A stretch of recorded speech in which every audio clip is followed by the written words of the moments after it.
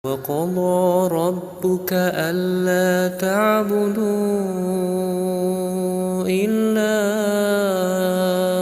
إياه وبالوالدين إحسانا.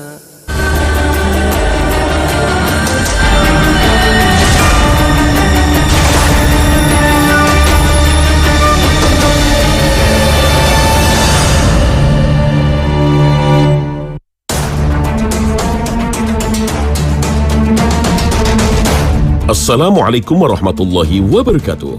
Selamat pagi pemirsa Khalifah yang selalu dalam lindungan Allah Subhanahu wa Ta'ala. Pandemi COVID-19 belum usai, maka kita harus terus disiplin menerapkan protokol kesehatan. Tak hanya sebagai upaya memutus rantai penyebaran virus corona, tapi juga mendukung pengorbanan tenaga kesehatan.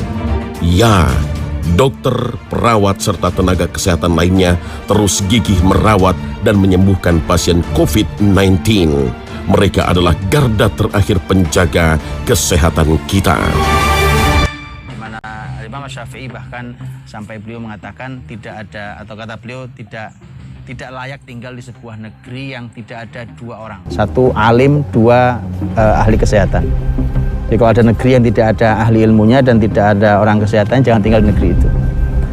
Sampai segitunya bahwa muslimin benar-benar menguasai dunia kesehatan. Tentu tetap ada agama lain dan itu tidak masalah di dalam Islam, karena ini ilmu kemanusiaan yang siapapun bisa masuk ke sana, yang penting dengan akhlak, dengan adab yang baik dan dengan kejujuran, karena tetap itu diperlukan. Tapi secara sistem itu muslimin yang membuat. Muslimin dahulu membuat satu, dalam sejarah Islam disebut lembaga kesehatan yang hari ini dikenal dengan rumah sakit dalam bahasa kita, atau dalam bahasa Arabnya mustasfa atau hospital. Itu dahulu di sejarah Islam dikenal dengan nama Bimaristan. Pemirsa Khalifah, jauh sebelum kita mengenal rumah sakit modern seperti sekarang, Islam sudah lebih dahulu membangun Bimaristan. Berasal dari bahasa Persia yang berarti tempat orang sakit. Dianggap sebagai cikal bakal rumah sakit modern, bagaimanakah awal pembangunan Bimaristan dan apa saja keistimewaan Bimaristan?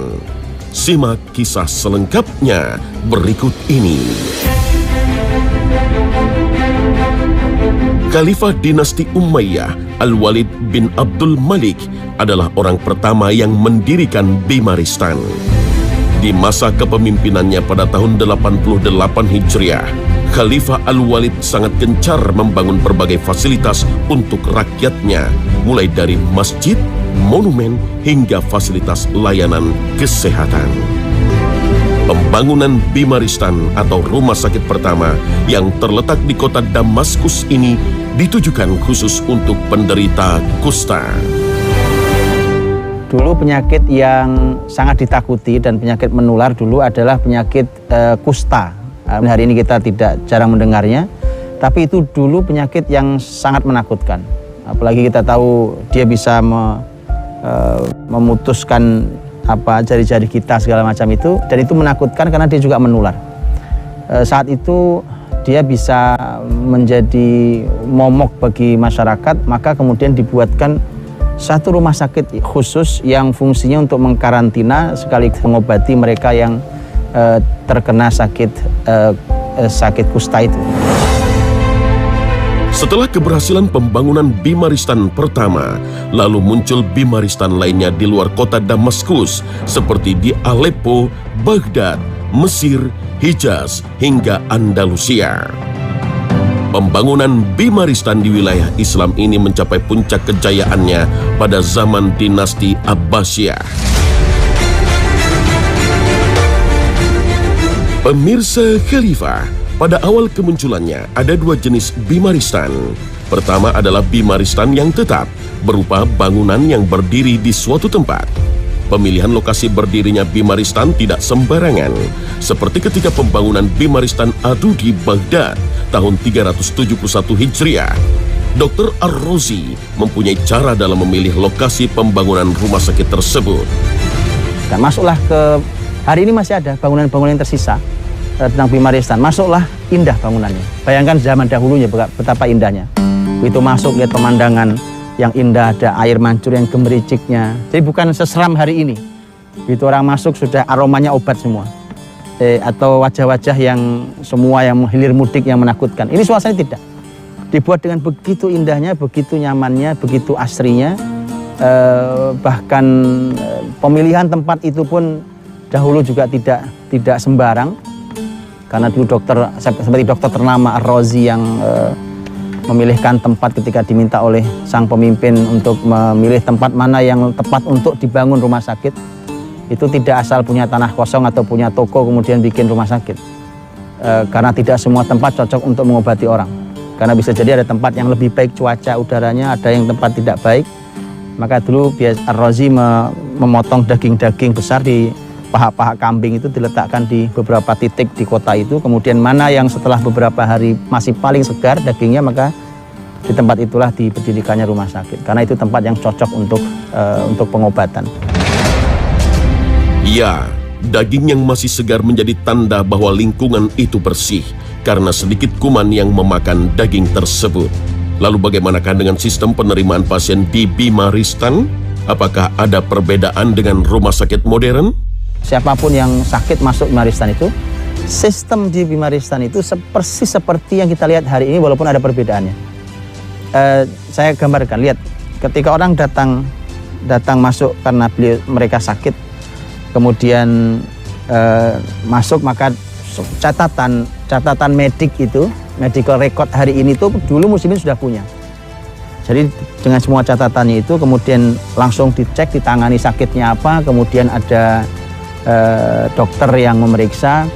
Nanti dokter akan merekomendasikan apakah ini cukup dengan bahasa kita berobat jalan atau ini harus dilakukan perawatan di Bima Ristan.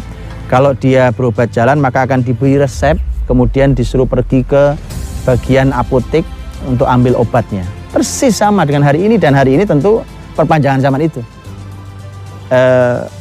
Kemudian dia pergi ke sana, kemudian dia hadirkan, nanti diracikkan obat dibawa pulang.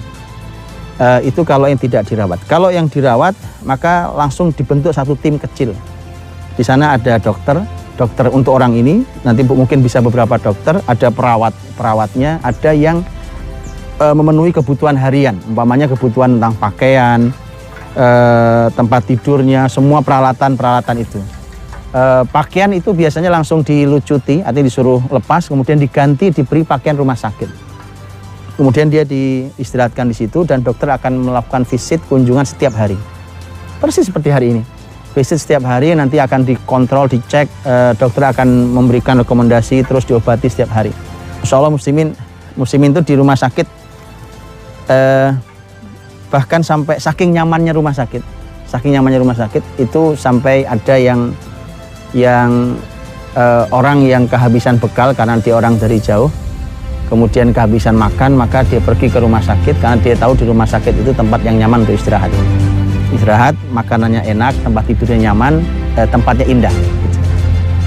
Jadi jauh dari kesan menakutkan. Pemirsa Khalifah, jenis Bima Ristan yang kedua adalah Bima Ristan bergerak. Ini sebagai solusi layanan kesehatan untuk masyarakat yang bermukim di pelosok daerah. Tapi ada Bima Ristan itu yang dia bisa bergerak ke sana ke sini. Bukan juga ambulan terjemahannya. Kalau hari ini mobil ambulan, pamannya itu hanya mengantarkan, rata-rata begitu. Walaupun mungkin ada yang lebih canggih isi ambulannya, tapi hanya rata-rata begitu. Pertolongan pertama. Berbeda dengan yang dimaksud oleh Bima Ristan yang bergerak di masa itu. Karena Bima Ristan zaman itu tentu zaman itu pergerakan menggunakan onta. Jadi onta-onta itu dibekali semua hal, dari mulai perlengkapan, obat, peralatan, bahkan makanan, minuman, pakaian. Kemudian di sana tentu ada tim dokter, tim perawat, tim obat, orang-orang farmasi. Sehingga satu rombongan Bima Ristan itu bisa sampai 40-50 onta. Di 40 onta itu dia berjajar itu. Kemana mereka pergi? Mereka perginya adalah ke berbagai tempat. Satu ke tempat yang sulit dijangkau, ya, sempat jauh. Tempat-tempat jauh, ini kepedulian negara. Karena tidak mungkin umpamanya menghadirkan tempat di tempat itu rumah sakit Bima Ristan itu. maka diberikan solusi dengan cara dia bergerak terus ke wilayah-wilayah yang jauh. Wilayah-wilayah jauh yang pasti masyarakatnya juga memerlukan solusi-solusi kesehatan. Jadi ini rumah sakit keliling istilahnya. Selain itu, Bimaristan bergerak juga sangat bermanfaat saat ada wabah penyakit melanda suatu negeri. Pasien tidak perlu melakukan perjalanan untuk mendapat pengobatan di Bimaristan yang berada di kota besar. Bimaristan bergeraklah yang akan mendatangi wilayah yang dilanda wabah. Hal ini menjadi cara untuk mengurangi resiko penularan penyakit ke wilayah lain. Kemudian bukan hanya itu, dia berfungsi untuk tindakan cepat tanggap, terutama kalau sedang ada wabah. Kalau ada wabah di sebuah tempat, maka solusi yang paling tepat adalah membawa semua peralatan dan ahlinya ke tempat itu. Karena kalau digerakkan dia ke arah rumah sakit, tentu pertama juga bahaya bagi yang sakit, mungkin waktunya sangat cepat, kemudian memerlukan tenaga yang tidak kecil, apalagi kalau dia wabah, mungkin yang sakit banyak. Maka dulu ada solusi segera menghadirkan dengan cara menggerakkan, jadi pemerintah akan menggerakkan Bimaristan itu untuk ke tempat-tempat wabah tersebut. Dan itu sudah dibekali semua hal yang diperlukan. Kalau pasiennya perlu diperiksa, akan diperiksa nanti, pasti diperiksa. Kemudian ketika perlu obat, obatnya disiapkan dengan tentu analisa bahwa kira-kira penyakitnya apa atau wabahnya apa. Mereka akan dinyamankan dengan banyak hal, bahkan makanan, minuman, segala macam, dengan seluruh tenaga medis yang disiapkan. Dalam perkembangannya, Bimaristan tak sekedar sebagai tempat pelayanan kesehatan, namun juga menjelma menjadi tempat pendidikan dan penelitian. Di masa-masa selanjutnya, para pemimpin Islam berlomba-lomba untuk membangun Bimaristan atau rumah sakit. Yang menarik adalah Bimaristan ini dulu dinamai dengan nama-nama pembuatnya. Rata-rata pembuatnya adalah para pemimpin. Jadi umpamanya ada Bimaristan yang besar-besar. Umpamanya Bimaristan Nuriyah umpamanya. Bimaristan An-Nuri itu pembuatnya memang Nuruddin Zenki. An-Nur dari kata Nuruddin Zenki. Salahuddin Al-Ayyubi umpamanya membuat Bimaristan di berbagai kota, di Al-Quds, begitu beliau masuk Al-Quds, beliau membuat di antaranya Bimaristan di Al-Quds. Begitu nanti di Mesir, beliau membuat Bimaristan tidak satu bahkan. Maka dinamai dengan nama dia, Bimaristan Salahi. Jadi Salahuddin Al-Ayyubi, Bimaristan Salahi. Begitu seterusnya. Jadi para pemimpin itu berlomba untuk membuat rumah sakit. Ada catatan sangat mahal yang bisa kita pelajari dari pembangunan Bimaristan, yakni yang pertama, para pemimpin tersebut mendirikan Bimaristan atau rumah sakit menggunakan harta pribadinya, bukan harta negara. Lalu yang kedua, pendirian rumah sakit tidak berorientasi bisnis.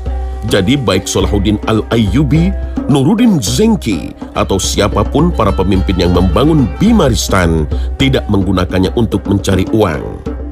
Ini adalah murni untuk pengabdian pemimpin kepada rakyatnya. Lalu dari mana Bimaristan mendapatkan dana untuk membiayai kebutuhan operasionalnya?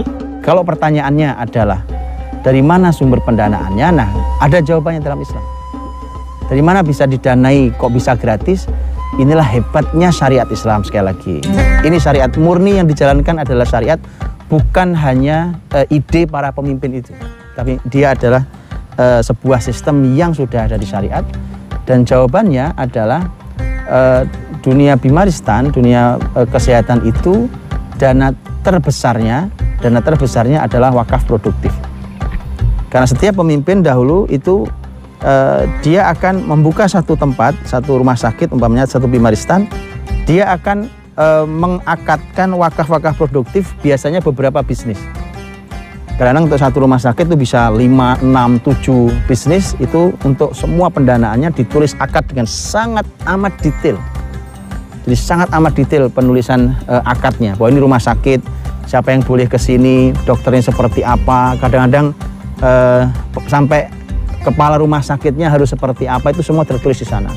Apa haknya orang yang hadir di situ, dan seterusnya, maka diakatkan apa saja yang harus dibiayai di situ. Jadi dokter tetap dokter, perawat, semua tim mendapatkan penghargaan yang tinggi, tetapi tidak menyulitkan masyarakat.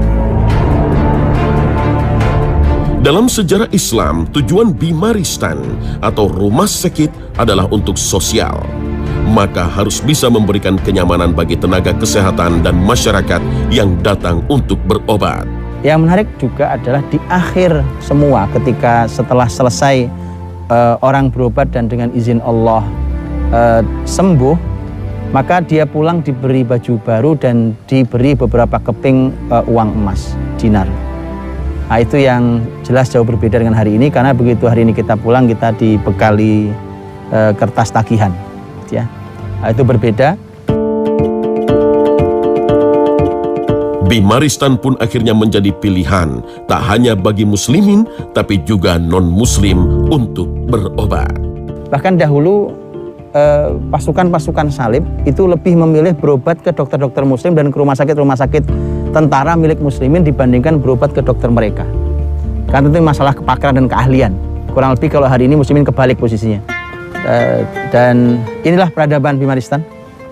Ini peradaban besar yang pernah ada, dan bagaimana penanganan masalah kesehatan di masyarakat adalah sebuah penanganan yang dijalani dengan sepenuh hati, dengan ilmu yang tinggi, dan itu nilainya adalah nilai sosial, pengabdian muslimin. Semoga ini menjadi inspirasi buat semua, dan mengapa tidak bisa dihadirkan kembali generasi yang cara berpikir tentang rumah sakit dan kesehatan, cara berpikirnya tidak sama dengan yang kita saksikan, tetapi mencoba mengembalikan peradaban tinggi Islam di dunia kesehatan. Sebagaimana yang setelah saya jelaskan tadi tentang perkembangan Bimaristan, munculnya Bimaristan, dan zaman-zaman kebesaran di saat Bimaristan dari saat. Nah, itu kenapa Zat? Apa faktor yang membuat Bimaristan itu hilang hingga sekarang tidak muncul lagi? Dan bagaimana cara kita hari ini bagi orang yang ingin memunculkan Bimaristan itu, Zat? Sekian, Zat. Adapun tentang Bimaristan yang luar biasa itu kenapa bisa hilang, ini seiring dengan jatuhnya peradaban Islam. Karena Bimaristan ini peradaban Islam. Ketika peradaban Islam itu jatuh, sementara ilmu ini sudah diserap oleh muslim dan selain muslim, maka ya akhirnya berpindahlah itu. Ketika sudah berpindah dari peradaban Islam ke peradaban yang lain, maka pasti akan diubah-ubah. Nah, karena itulah kemudian perlahan tapi pasti apa yang mereka bisa ambil, karenanya sistem rumah sakit hari ini persis seperti sistem Bimaristan yang usianya sudah 1000 tahun lebih dari zaman kita sekarang. Itu persis sama. Dan tapi kemudian ada pola-pola mendasar yang ternyata berubah. Termasuk sebagian ilmu kesehatan juga menjadi berubah, dan itulah yang membuat kemudian Bimaristan ini tenggelam, hilang. Kemudian tidak dikenali bahkan oleh kebanyakan muslimin. Kita tidak tahu kalau Islam punya sistem Bimaristan yang luar biasa. Bahwa bagaimana dia mengembalikan, dan itu merupakan tugas bersama, itu memerlukan para ahli kesehatan yang berpikirnya adalah ibadah. Itu nomor satu sebelum yang lain. Buat orang beriman mau belajar ilmu apapun, itu poin terpentingnya adalah ilmu ini ibadah. Bukan untuk cari uang. Kalau untuk cari uang, siapapun itu, bukan hanya ahli ilmu ilmu agama pun sama. Dan semua ilmu. Kalau orientasinya adalah ibadah, maka mudah buat mengumpulkan orang-orang yang punya semangat untuk beribadah itu, dan kemudian akan mendirikan kembali Bimaristan, yang dengan itu maka semangat itu akan diberkahi Allah. Kalau dia diberkahi Allah, maka Allah bukakan ilmu-ilmu yang bahkan tidak ditemukan oleh ahli-ahli kesehatan hari ini. Dan yang berikutnya adalah bahwa mereka bisa menghadirkan Bimaristan kembali. Dan yang tidak perlu dikhawatirkan adalah dahulu pun ketika Bimaristan itu gratis, itu silakan dibaca bahwa dahulu pun gaji yang tinggi di peradaban pekerjaan zaman dahulu dalam Islam itu, gaji yang tinggi itu ada dua. Satu ahli ilmu, yang kedua dokter. Dari dulu. Jadi walau rumah sakitnya gratis, tapi gaji ahli medis tetap tinggi. Salah berpikir kita hari ini adalah kita pikir kalau gratis tuh ya sekedarnya. Itu karena tidak menggunakan, tidak tahu sistem Islam seutuhnya. PR buat kita semua generasi Islam dimanapun berada untuk mari berpikir ibadah dan mari buka kembali sejarah peradaban Islam. Wallahu ta'ala alam bishawab. Assalamualaikum warahmatullahi wabarakatuh.